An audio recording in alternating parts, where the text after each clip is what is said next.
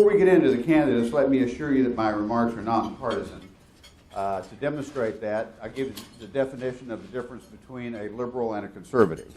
If a conservative happens upon a man drowning 75 feet offshore, he'll throw him a 50-foot rope on the theory that he should have to do something to help save himself. If a liberal happens upon a man drowning 75 feet offshore, he'll throw him a 150-foot rope and then walk off to do something else. Now, we're getting closer to one of the most bizarre presidential elections in history. So let me talk for a few minutes about that. The most remarkable thing about this election is that we have two of the most disliked politicians in decades running against each other. Polls show Clinton and Trump continually battling for who is more disliked. An ABC Washington Post poll last week showed Clinton's unfavorables at a whopping 59%, far more than she's ever clocked in any of the polls. If it weren't for Trump, she would be the most unpopular major party nominee in history, except that Trump comes in at 60% unfavorables. Now, worse for Clinton is that in the recent CNN and Reuters polls, as much as 68% found her untrustworthy and dishonest. So you can see that we have two candidates. We were just talking here. Any of the candidates who lost in the last 20 years could beat either one of these candidates because they are so unpopular. Clinton, however, can count on 85% of the Democrats, while Trump had been getting about 70-something% of the Republicans. He's recently come up and now is getting about 83%. So he's getting some Republicans to come home here in the final days of the election. Clinton's lead over Trump, however, has narrowed quite a bit when you include the Libertarian and Green candidates in the polling, which most polls are now starting to do. She recently had a 10-point lead over Trump. That is down to a 2-point lead, 41 to 39 when other candidates are included. In a couple of recent polls, Trump was only 1 point behind. In two recent ones, he was a point ahead or 2 points ahead when you had all four candidates, or in a statistical tie. So this is mainly Clinton losing ground, Trump gaining a little bit, but mainly Clinton losing ground. And we'll talk about why in a moment. So what we have is an election between two of the least trusted and most unpopular candidates in recent history, neither one breaking 50% in support. So, as one observer put it, it's like being asked if you'd rather die by the plague or a house fire. As a famous lawyer once said, I was brought up to think that anyone in America could become president. And with a slightly note of satire, he said, and I'm beginning to believe it. Both these candidates are obviously driven. How else could you campaign for more than a year, or in Clinton's case, yet another presidential election, which brings to mind the words of one member of Congress who said, the only cure for political ambition is embalming fluid. And that is clearly the case in both of these candidates. Obviously, one of the most remarkable things about the campaign is the presence and success of Donald Trump, who has been able to alienate large swaths of the electorate in the process. One person referred to his penchant for occasional outbursts, tarring one group of voters or another as verbal incontinence, which seems to fit fairly well with Trump. Some people, though, like the unvarnished Trump. The New York Times quoted a small business owner as saying, he says what everyone else wants to say, but they're too scared to say. In his case, he went on to talk about legal immigration, saying illegal immigrants are coming into this country that we're steadily paying for day after day. So part of Trump's attraction is that what he says resonates with so many people. He's regarded as sincere because who else would say the kind of stuff he says? I mean, it's sometimes odd, sometimes outlandish. Clearly he's sincere, or else he wouldn't say such things. The polls suggest that if he modified his position on immigration, though, which he was flirting with just a few days ago, that it really wouldn't make much difference. wouldn't even hurt him with his supporters. He flirted with a softer position, saying any mass deportation would take years to do, and only after criminals had been sent back. In a recent Fox poll, 77 to 19% favored setting up a system for illegal immigrants working here to become legal residents instead of being deported, which of course is not what Trump's original position was. Now that is the position he flirted with, but that suggests to you that immigration is not the reason that he is doing as well as he is, and that if he changed position, it wouldn't hurt him very much, except for the fact that anytime someone changes positions, it hurts them. The most recent Fox poll asked people to name the most important issue facing the country. 30% said the economy, 18% said terrorism, only 4% named immigration. That was the same number who named global warming or climate change. So as you can see, the economy was far more important to most people than immigration, and along with terrorism. Which reminds me that there was a time early in the Obama administration that Chuck Schumer, the liberal from New York, complained about Obamacare, saying that President Obama should have tackled the economy first because that was what people cared about, and that Obamacare was not really necessary at that point because 85% of people had insurance they were happy with already.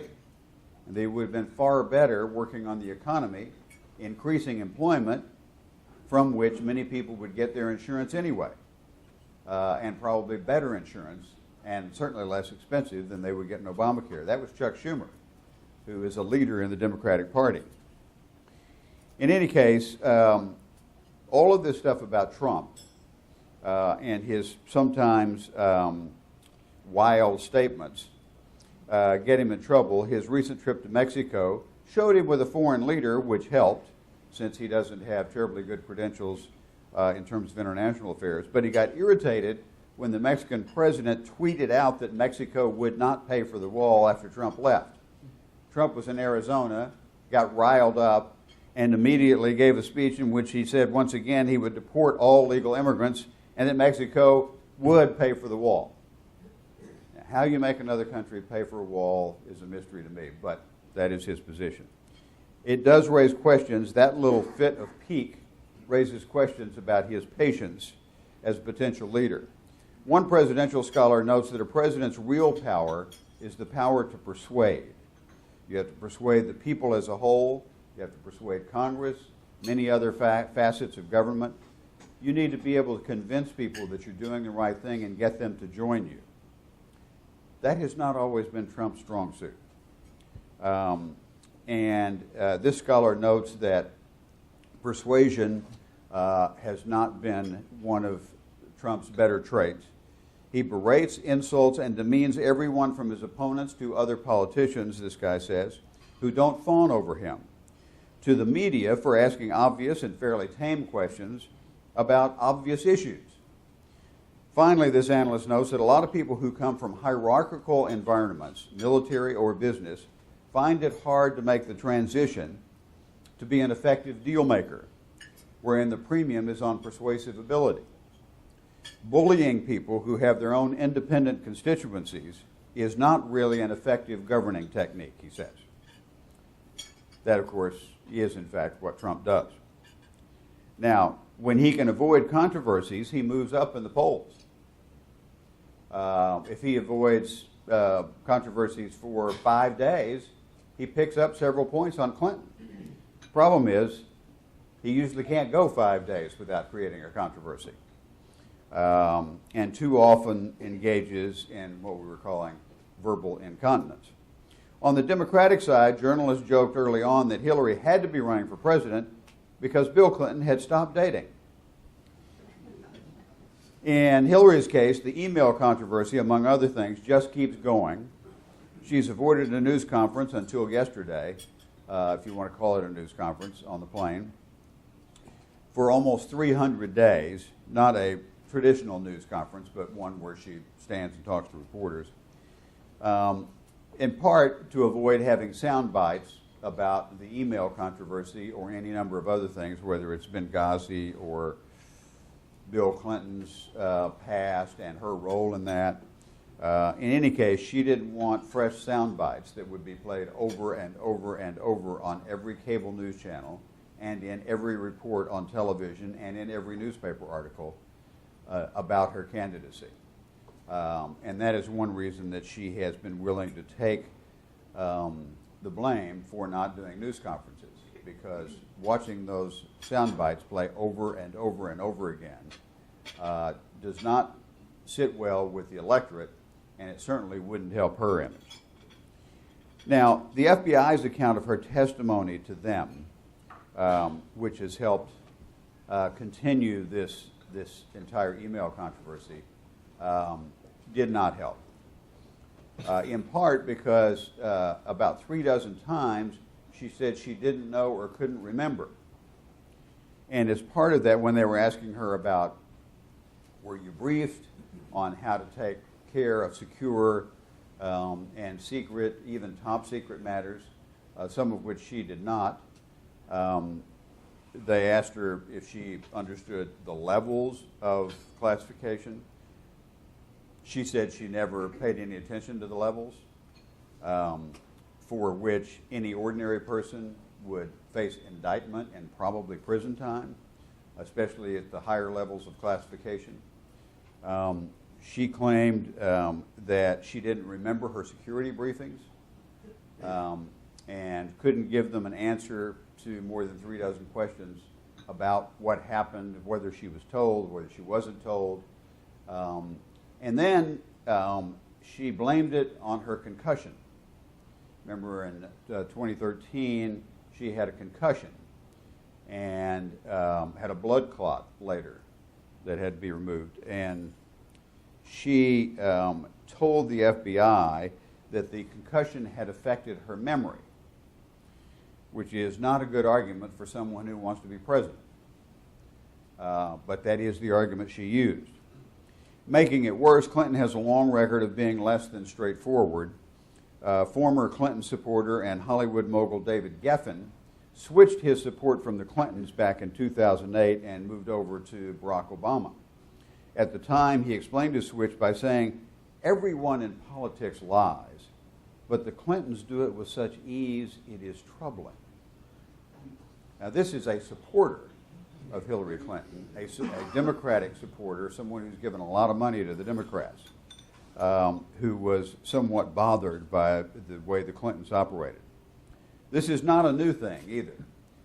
Back in 2008, she made a rather ludicrous claim that she had run under sniper fire to a motorcade during a USO trip to Bosnia.